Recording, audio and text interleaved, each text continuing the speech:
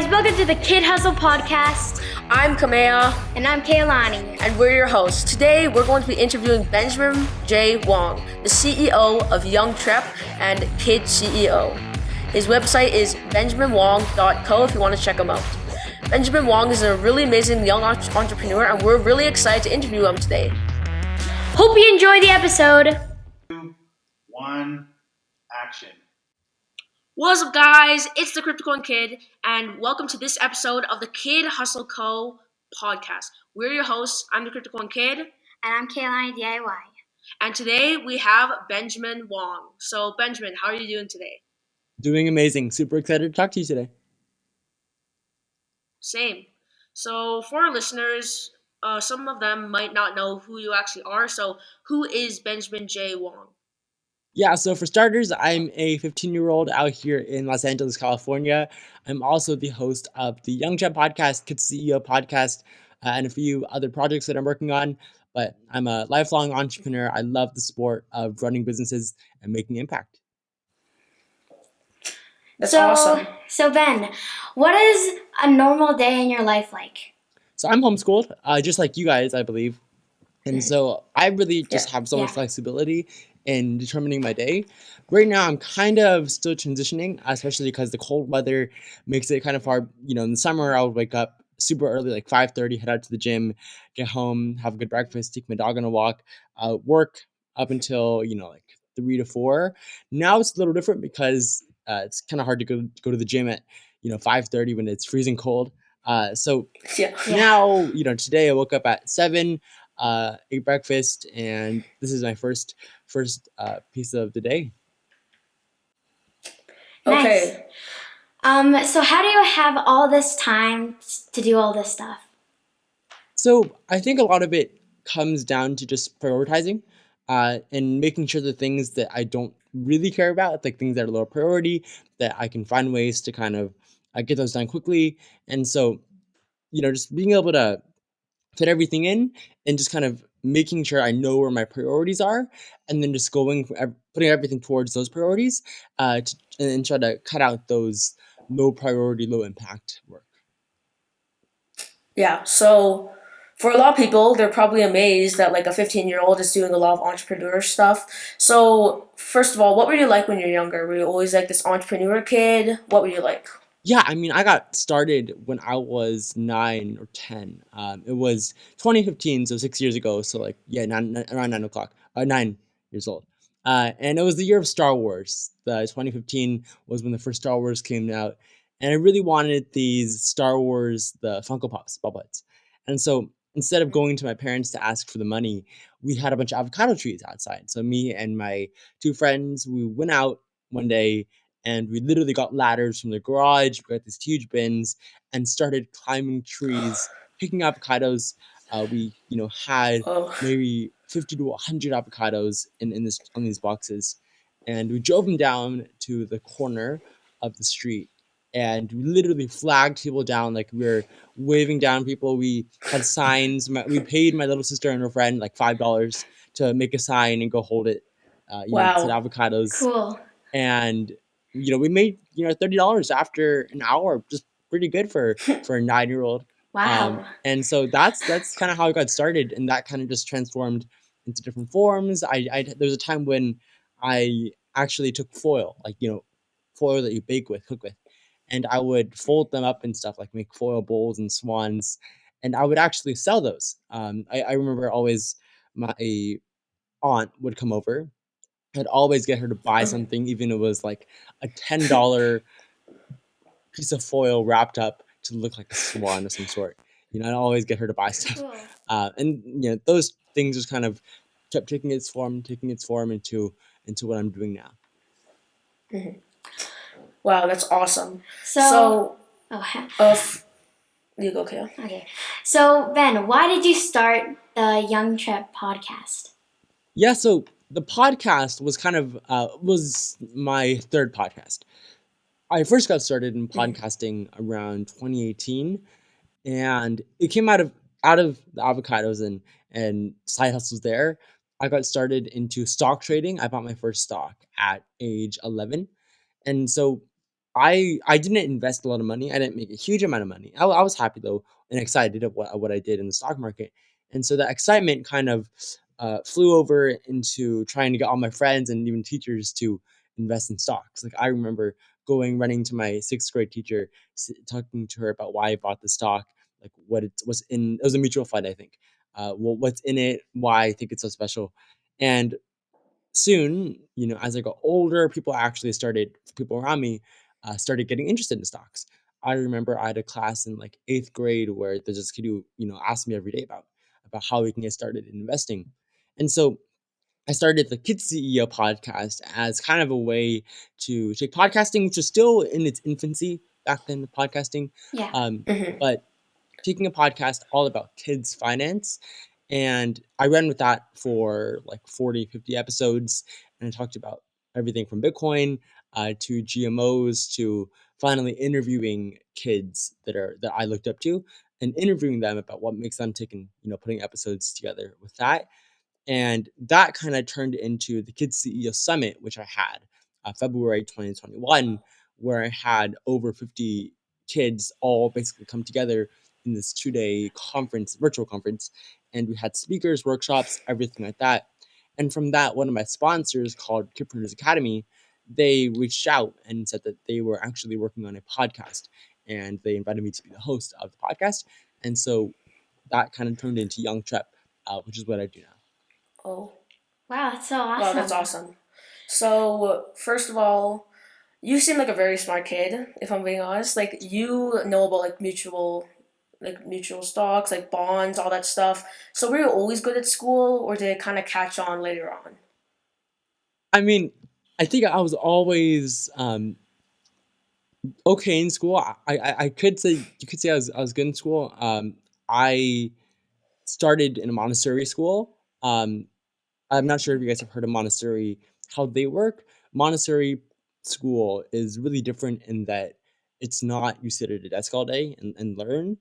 There's not even any desks. Like there's tables and there's shelves. The Mhm. entire classroom is just shelves that had toys. They were all educational toys or tools, I guess, that that essentially wrapped around the idea of learning from physical objects. So you could physically see something instead of just memorizing an algorithm.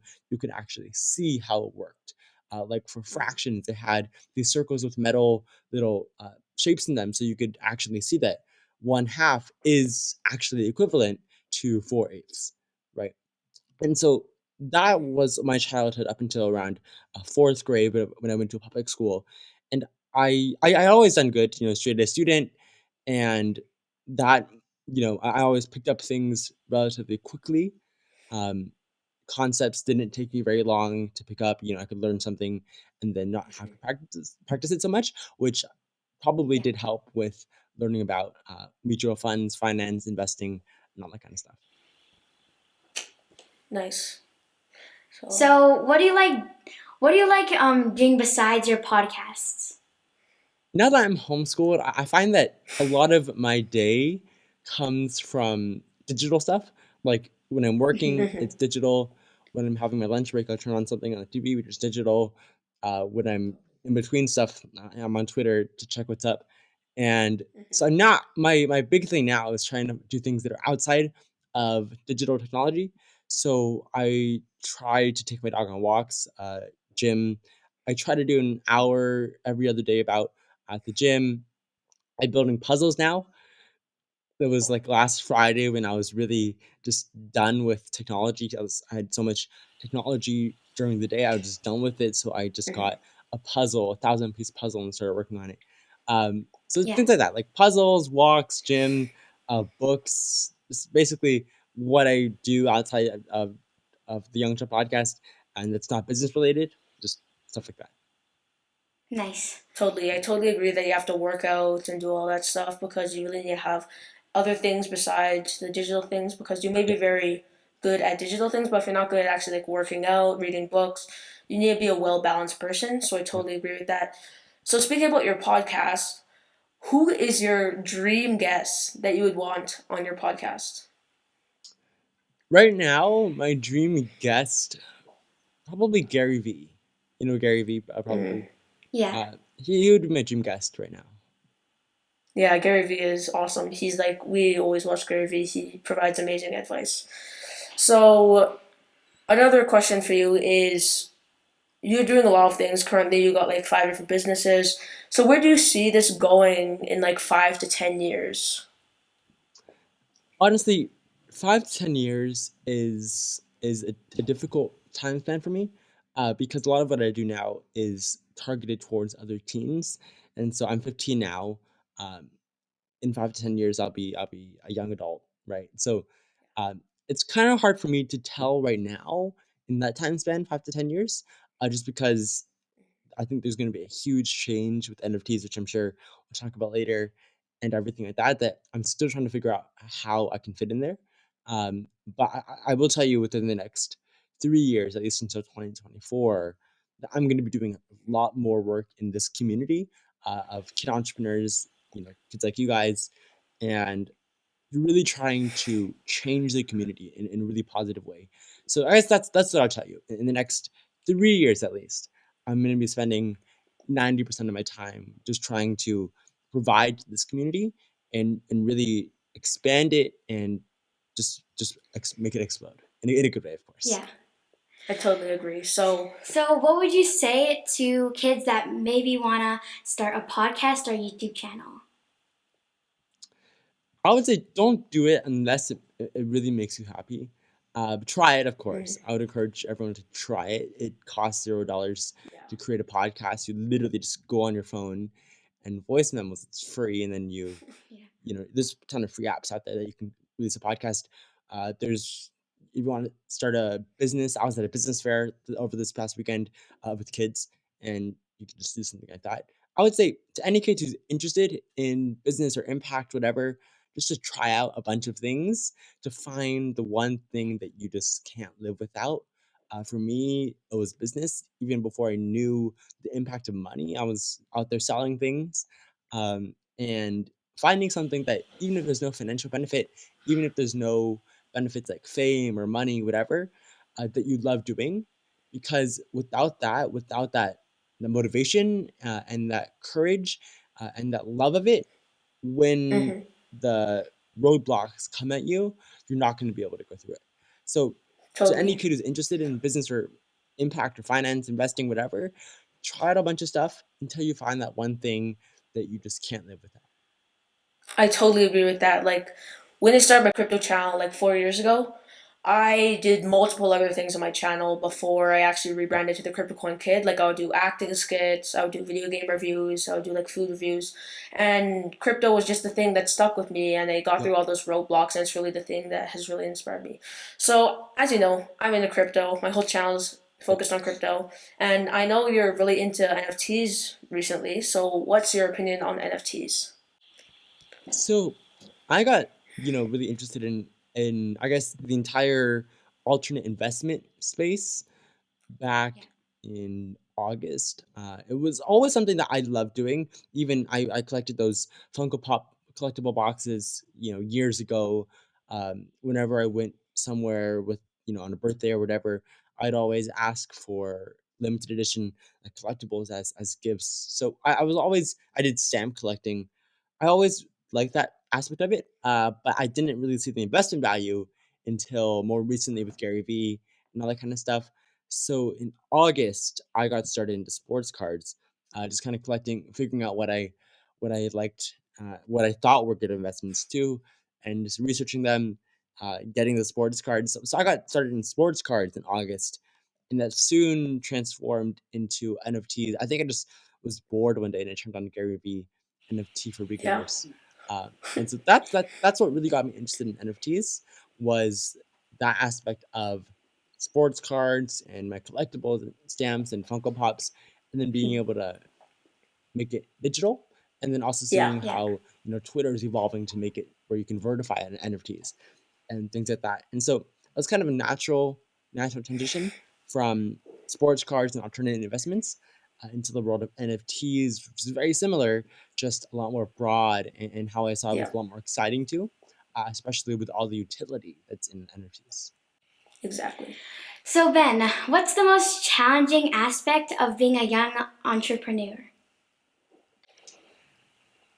I think the most challenging aspect of being a young entrepreneur is it could go both ways, but not having the experience. Or maybe that's Mm-hmm. not true. I enjoy not having the experience, but I think the biggest part of being an entrepreneur is figuring out the fine line between if what you're doing is going to sacrifice your childhood or just going to make you have a different childhood, but maybe even a better childhood. And so I'll elaborate a Exactly. little bit on that. Like, because I only got homeschooling, I only started business after quarantine, which was March 2020. And so before that, I was in many ways a regular kid. I wanted to go to Stanford or Berkeley. I wanted to go get a job at Google, whatever. And it Mm-hmm. was really in quarantine when I kind of learned more about myself and that I actually hated working for people and things like that. And I just wanted to do what I wanted to do and, meet people like you guys and be successful through that. And so that that was a surprise to me now is just figuring out, do I want to kind of sacrifice the traditional childhood of going to a regular school, doing things like that, and then, growing up and then doing a business in 10 years? Or do I kind of want to live what I always preach, Yeah. which is taking chances, taking risks, and while there's a chance I might fail, there's a good chance I might fail, uh, but Mm-hmm. but being risky and maybe sacrificing a little bit of the temporary happiness, but in pursuit of something more. And so I Yeah. think that's the biggest challenge of being a young entrepreneur is seeing what everyone else is doing and figuring out where you stand with that and just kind of making that mental decision. Just yeah, totally. You just didn't want to do like the normal 9 to 5 thing where you actually want to bring value to people. You want to create, just like we talked about in your podcast. You made your own value with this podcast, with your Kid CEO Summit, and you can make money that way. People will pay for value, and that is just so awesome. So, what do you think is the most rewarding thing about starting off young and being like a super young entrepreneur compared to most entrepreneurs these days? It automatically gives you something unique. So there's what I was at a, like I said, I was at a business fair speaking on Saturday, and I started off my speech talking about how there's like 500 million entrepreneurs out there, right? Whether they're really like tech entrepreneurs or whether they're just people who own their own shops, whatever.